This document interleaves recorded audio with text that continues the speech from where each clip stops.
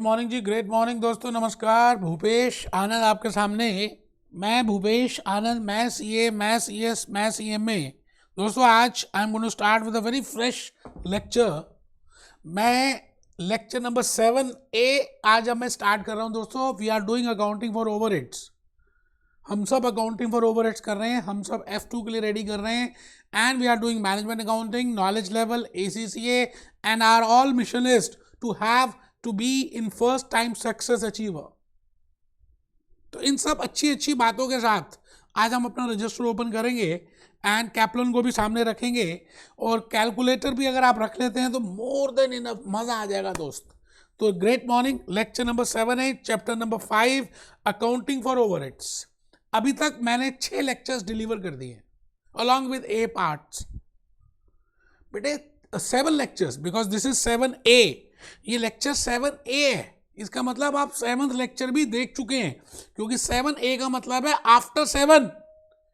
And specifically if you see last 2 lectures, lecture 6 और 7 अगर आप देखें तो लेक्चर 6 में और 7th में मैंने आपको स्पेसिफिकली रेसिप्रोकल सर्विसेज की बात बताई कि अगर एक सर्विस डिपार्टमेंट दूसरे सर्विस डिपार्टमेंट को सर्विस देता है और दूसरा पहले वाले को देता है, पहला दूसरे वाले को देता है, तो इसको हम बोलते हैं inter reciprocal services. It means maintenance department के जो एम्प्लॉयज हैं वो भी कैंटीन में खाना खाने जाते हैं, और कैंटीन वालों को अगर जब इलेक्ट्रिसिटी की या कुछ और प्रॉब्लम होती है रेफ्रिजरेशन की, तो मेंटेनेंस वाले कैंटीन वालों की हेल्प करते हैं।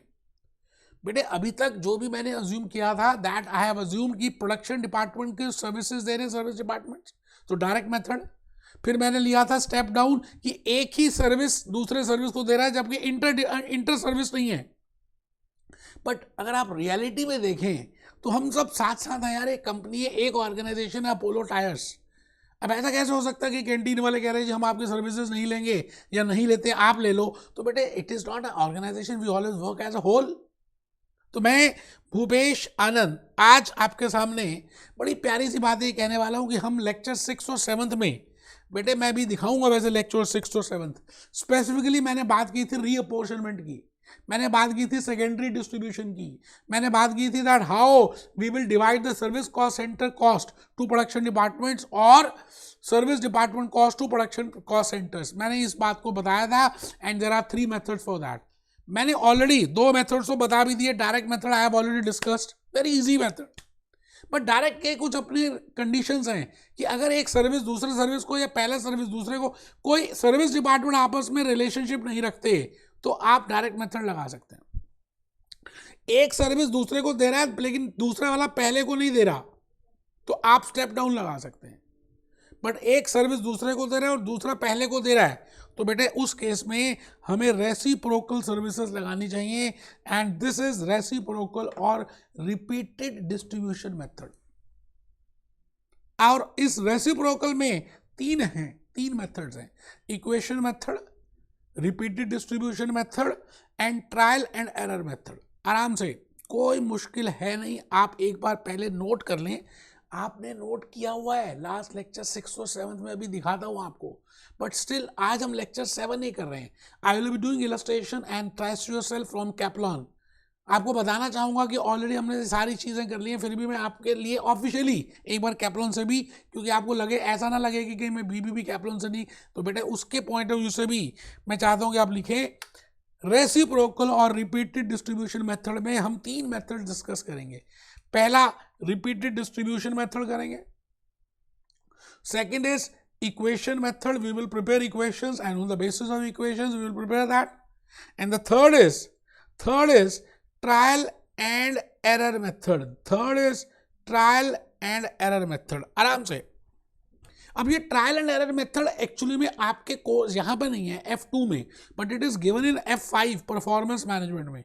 तो मुझे ऐसा लगा कि यार एक क्वेश्चन है मॉक टेस्ट में, तो मैंने ट्रायल एंड एरर मेथड भी एक नेक्स्ट लेक्चर में इंक्लूड कर दिया। बट अगर आप कैप्लन देखें, BBB देखें, तो that is not there. But still मुझे बेटे हमने फर्स्ट टाइम सक्सेस अचीव करनी है, एक भी होल को रहने नहीं देना, एक भी पॉइंट रहने नहीं देना कि जिससे हमें लगे कि हमारी सक्सेस शायद अचीव ना हो पाए।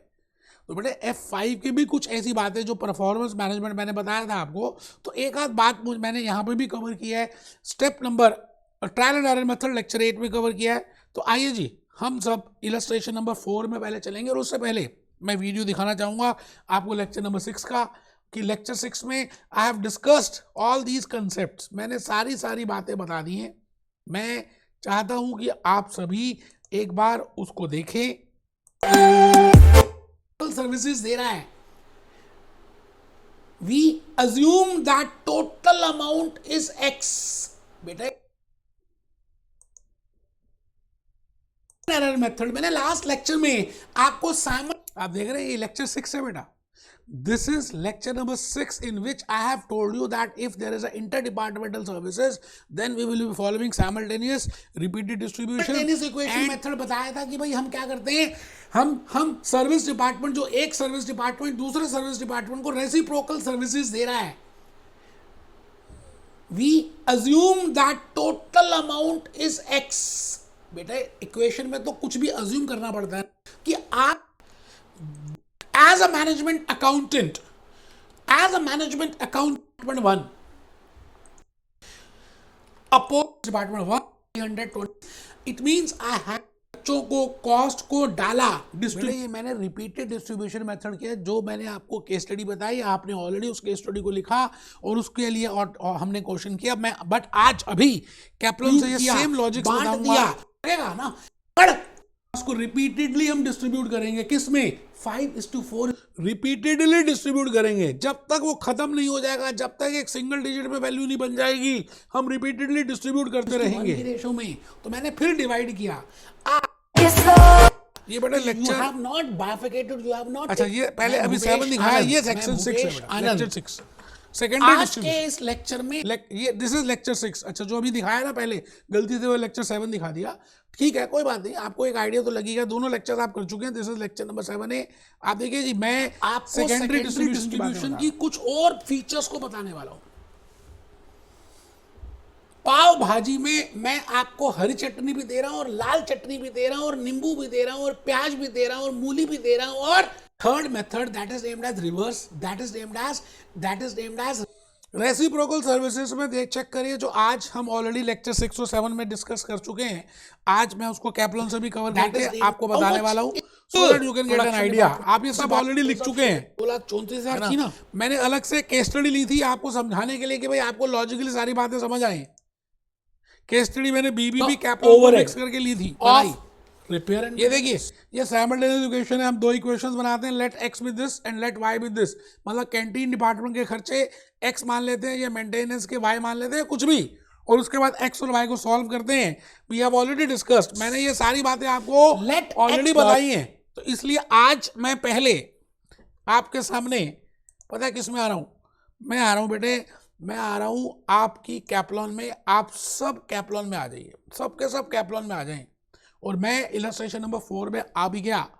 आपको ऊपर लिखा हुआ रेसिप्रोकल रीअपोर्शनमेंट, कोई बात नहीं, अब ये नहीं भी लिखा होगा, we can easily find out कि अभी कौन सा मेथड लगाना है।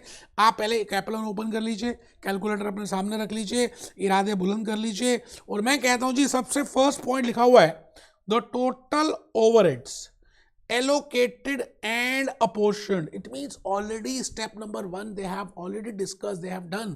प्राइमरी डिस्ट्रीब्यूशन हुआ है, एलोकेशन हो गया है, अपॉर्शनमेंट हो गया है, सब कुछ कर दिया।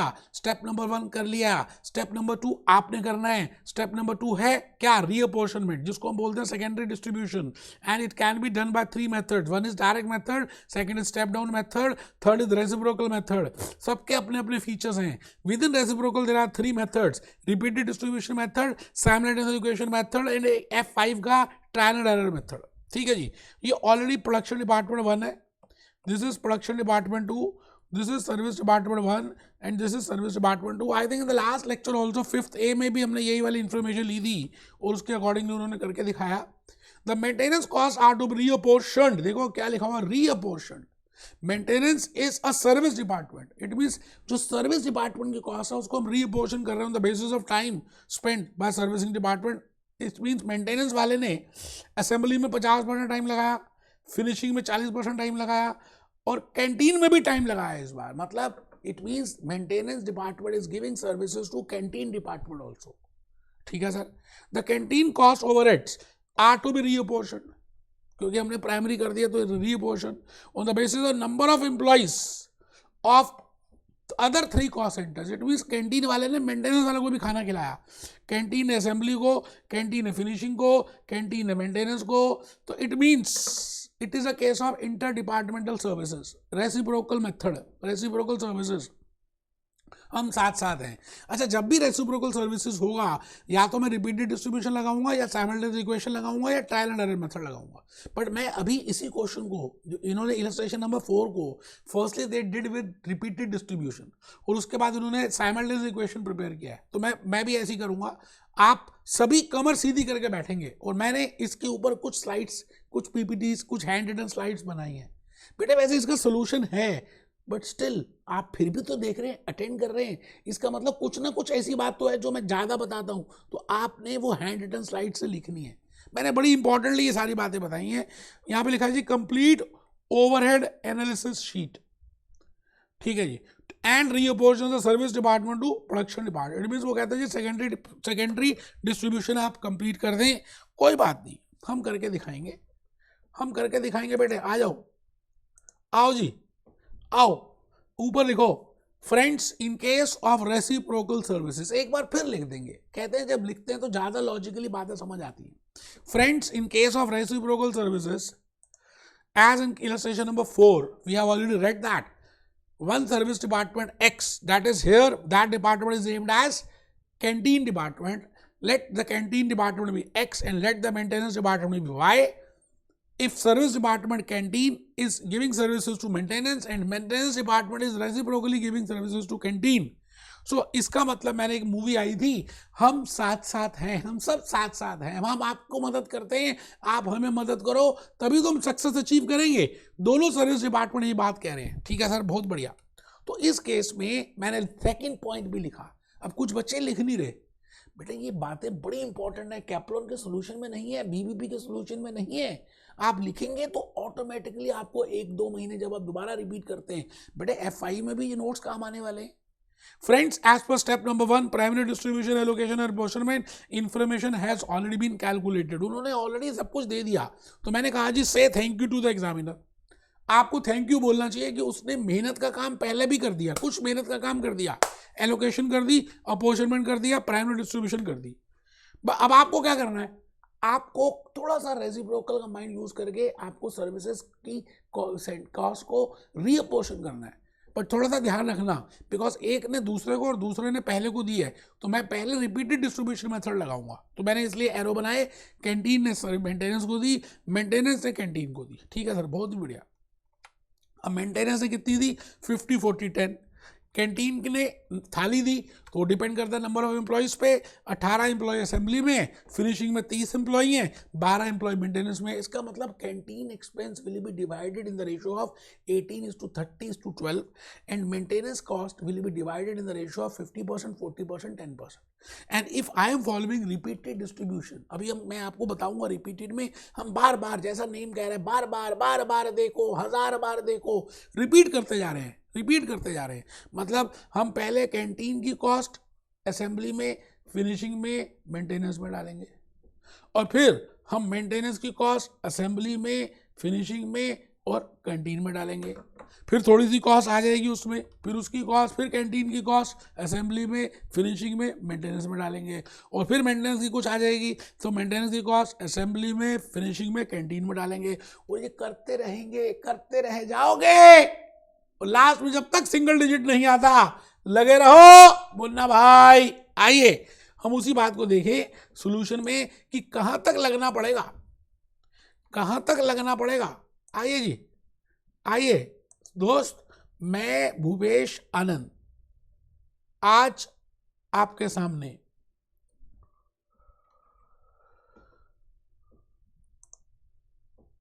आ गया जी। लो सर, आइए आराम से, ये क्वेश्चन पढ़ चुके हैं बेटे, आप पढ़ चुके हैं, बार बार मेरे से मत पूछो। यहाँ पे देखो नीचे क्या लिखा हुआ है, नीचे देखिए, आप सोल्यूशन में देखिए, सोल्यूशन से आपको खुद पता चलेगा। यहाँ तक तो आपको गिवन ही था 17,350, 23 दिस, 18,500, 6,500, ये तो गिवन ही है बेटा, ऊपर देखो ना, ये तो क्वेश्चन में ही गिवन है। एक बच्चा घबरा गया था, कहता पता नहीं कहाँ से आ गई ये फिगर। बेटे ये देखो ये गिवन है, ये गिवन ही है, तो ये तो ऑलरेडी उसने दे ही दिया, स्टेप नंबर 1 तो कैलकुलेट करके दे दिया, बिल्कुल ठीक है। अब हम सबसे पहले आ रहे हैं कैंटीन डिपार्टमेंट का खर्चा डिवाइड करेंगे और कैंटीन नंबर ऑफ वर्कर्स के हिसाब से डिवाइड करेंगे, बिकॉज वो थाली देते हैं, जितने लोग होंगे उतने पेट होंगे, उतनी स्टमक होंगे, उतनी गट्स होंगे, उतना ज़्यादा वो खाना खाएंगे, तो नंबर ऑफ वर्कर्स में रिलेट करेगा।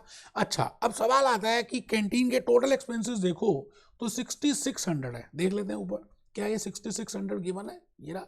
अच्छा यही तो था 6600। अब इसको 6600 को असेंबली में, फिनिशिंग में, मेंटेनेंस में और डालना है, तो टोटल 6600 आएगा ही, कोई बात नहीं।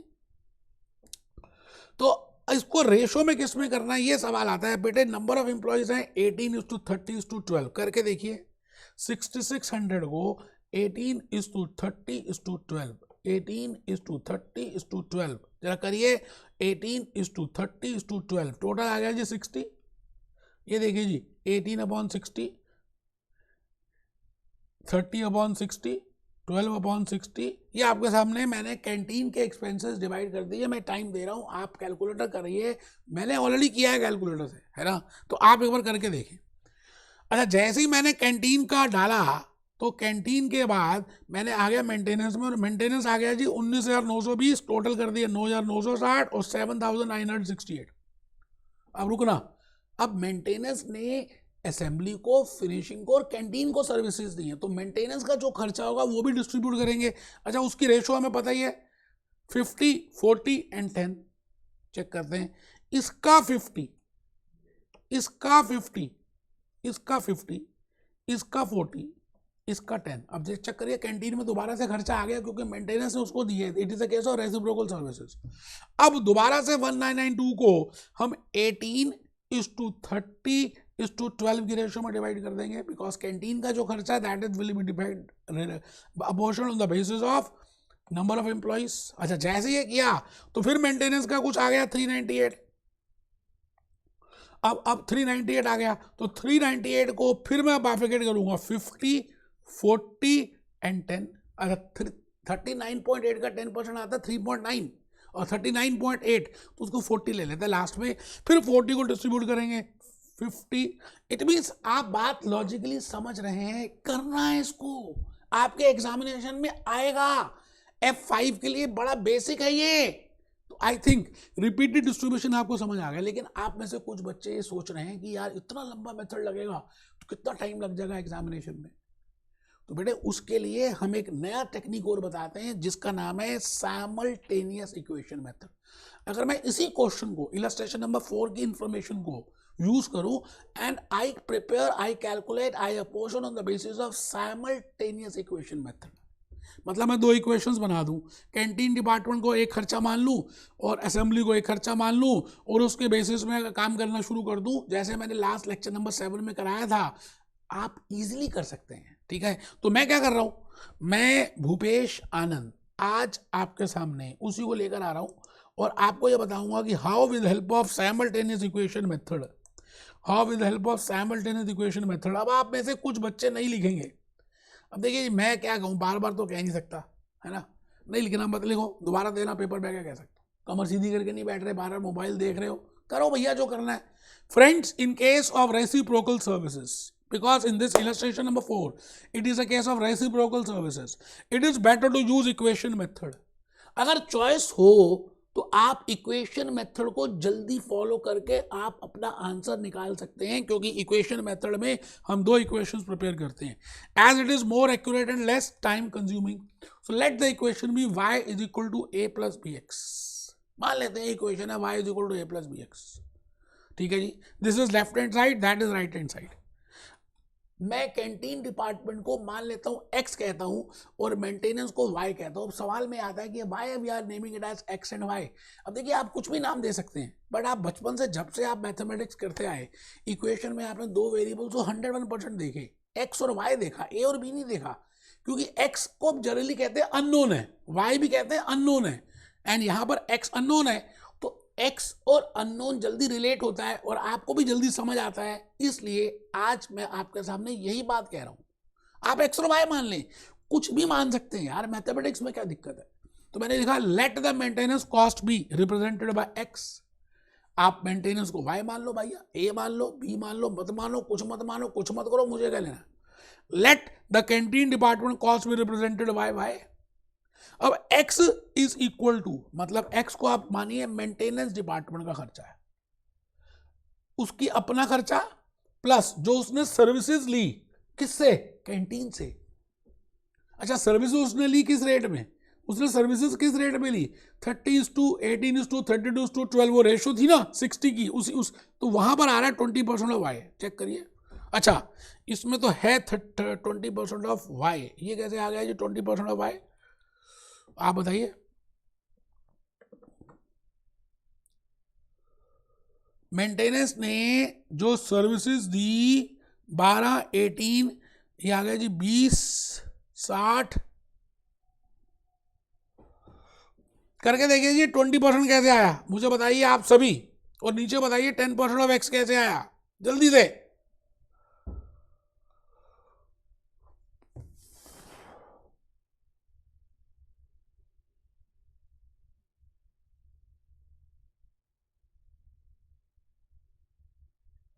मैंने आपको कहा था कैंटीन के एक्सपेंसेस 18:30:12 की रेशियो में डिवाइड होंगे, तो टोटल आ गया था 60, याद है। तो 12/60, तो 1/5 इज इक्वल टू 20%, तो यहां से आया 20%। और इसी तरह से y की वैल्यू हमने कर ली जो कैंटीन की अपनी है, प्लस उसने जो सर्विसेज ली मेंटेनेंस से, और मेंटेनेंस से सर्विस उसने ली 10%, तो 10% ऑफ y। आप बताओ जी, let it be equation number 1, ऐसे ही तो करते थे 6th क्लास में। Let it be equation number 2। Now if there are two unknowns and there are 2 equations, तो मैं उसकी वैल्यू निकाल सकता हूं, एक की वैल्यू दूसरे में पुट करूंगा, या तो x की वैल्यू यहां पुट कर दूं और या y की वैल्यू यहां पुट कर दूं। एक ही इक्वेशन में करना है, उसके बाद ऑटोमेटिकली आंसर आ जाएगा, उसकी हेल्प से दूसरा निकाल सकते हैं। मैंने क्या किया, मैंने लिखा, अब ये आंसर आप चेक करिए, कैप्लॉन में ऐसे सोल्यूशन नहीं दी, ये मैंने आपको 6th क्लास के मैथमेटिक्स से कराया, जो लेक्चर नंबर 7 में भी कराया। Now putting the value of x as per equation number 1, in equation number 2 we get y is equal to this plus this, and y is equal to 6600 plus 18 plus this। Value put करनी है यार, गधे एक तरफ ले लो, घोड़े एक तरफ ले लो, x एक तरफ ले लो, y एक तरफ ले लो। अब वेरिएबल तो एक ही है ना, 2 वेरिएबल तो है नहीं, क्योंकि एक की वैल्यू दूसरे में पुट कर दी, तो एब्सोल्यूट वैल्यू एक जगह ले लो, वेरिएबल्स अलग ले लो, और उसके बाद लास्ट में आंसर निकाल दो। बेटे मैंने इसको अपने हिसाब से किया, आंसर वही आ रहा है, लेकिन इससे आपको जल्दी समझ आएगा। कैप्लॉन वालों ने आंसर यही निकाला है, पर थोड़ा सा टिकलिश है यार। तो ये आपके सामने आ गया, आई थिंक ये आ गया, तो उसके बाद हम इजीली कर सकते हैं। मैं आया जी टेस्ट योरसेल्फ क्वेश्चन नंबर 2 की तरफ, टेस्ट योरसेल्फ क्वेश्चन नंबर 2 की तरफ। आइए जी, हम सब टेस्ट योरसेल्फ क्वेश्चन नंबर 2 में आ जाएं। बड़ा इजी है जी, ज़्यादा मुश्किल नहीं है, वो भी बड़ा इजी है, आप अगर देखेंगे तो आपको अच्छा लगेगा। ये मैंने आपके लिए सॉल्व किया, ये तो ऑलरेडी इन्होंने सॉल्व किया। इलस्ट्रेशन नंबर 4 ये आ गया जी।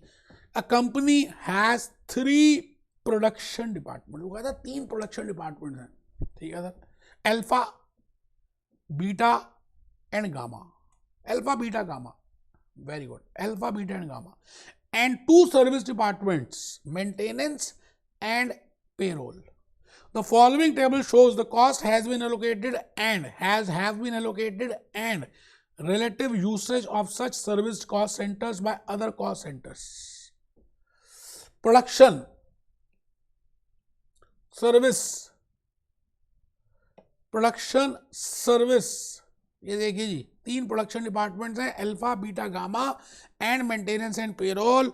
अब चेक करना जी, मेंटेनेंस ने सर्विसेज किसको दी, मेंटेनेंस ने सर्विसेज किसको दी, चेक करिए आराम से। मेंटेनेंस ने 20% सर्विसेज अल्फा को दी, बीटा को 30% दी, गामा को 25% दी, और पेरोल को 25% दी।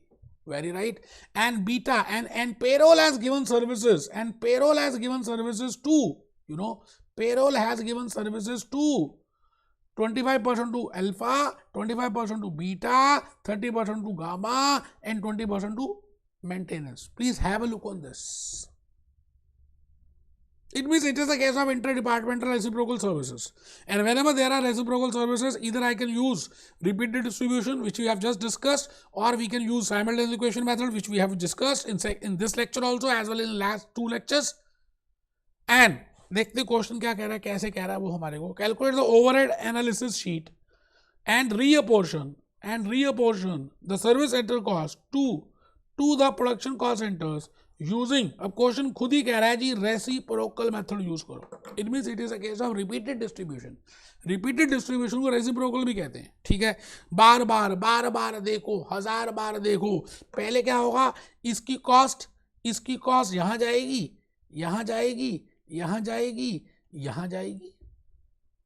उसके बाद क्या होगा, फिर उसकी कॉस्ट कुछ आ जाएगी तो यहाँ पर इसकी कॉस्ट यहाँ जाएगी, यहाँ पर जाएगी, यहाँ जाएगी और यहाँ पर अपोर्शन करेंगे.